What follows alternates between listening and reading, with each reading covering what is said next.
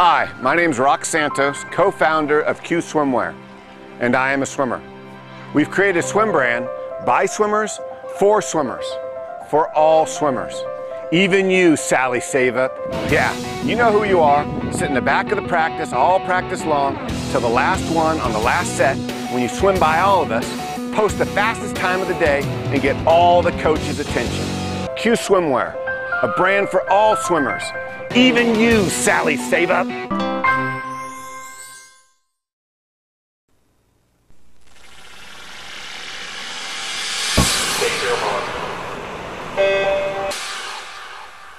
Welcome to the Morning Swim Show for Monday, February 28th, 2011. I'm your host, Peter Busch. In the Phoenice Monitor today, we'll talk to Marty Keating. He is the longtime coach of the PAC swim team in upstate New York.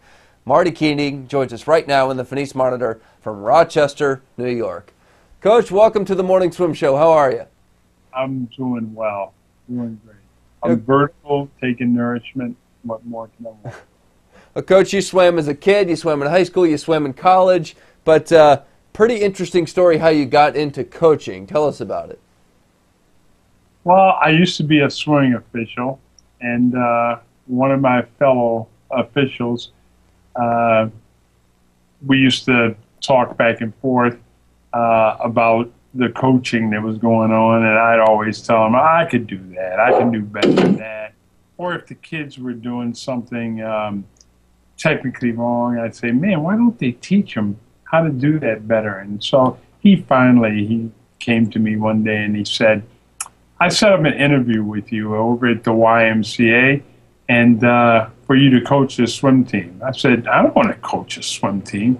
He said, no, you keep saying you could do a better job, so let's see if you can do the job. So I went over, I took the interview, and excuse me, the executive of that branch hired me, paid me $125 for the year, said I could take it out weekly or monthly or one lump sum. And I said, $125? Gee, I blow that on lunch. I mean, but I took it, and that was my beginning with 150 boys at the Arnett Y in Rochester, New York, 1968. You get pretty much paid $1 per swimmer for the season. Yes. And the season was from June until April. And did you regret your decision? No. As it turned out, I just loved it. They had been undefeated for about 9 years, and we had 3 age groups, 10 and under, 11 and 12, 13 and 14 for dual meets. And we went in to our first dual meet. I was really excited, and we lost all 3 age groups. And they cried, and I cried, because I had never been on a losing team. So I promised them that we wouldn't lose anymore. So we finished up that year. We were winning the rest. We won the rest of the meets.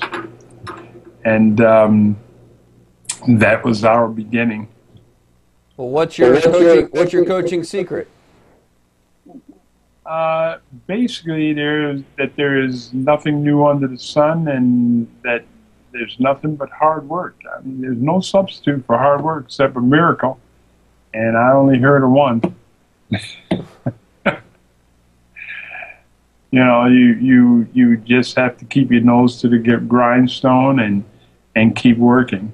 And I'm one of those coaches that one kid or 2 kids keeps me happy. If I can convince them to join the program and become a hard, consistent worker, that keeps me going. I don't have to have the whole group be motivated. Coach, do you think USA Swimming is doing enough? You know, they've made efforts to get more African Americans involved as swimmers. How about as coaches? That is, I know in high school I see about, New York City and Long Island, I've basically seen like 3 of us. Was a guy at LaSalle University. And then Jimmy Ellis in Philadelphia. And he had some assistants that became coaches, but they don't last a long time. I think that would be our next frontier at USA Swimming, is try to really recruit more minority coaches.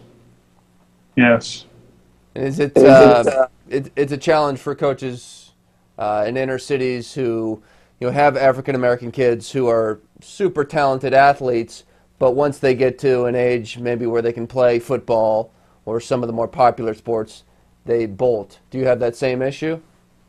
Yes, I did. I had some very good athletic 6, 7, 8, 9-year-olds.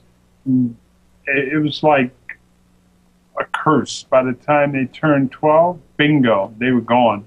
Basketball, football, soccer, baseball, and it was almost as if they were waiting to turn 12 before they went to those sports.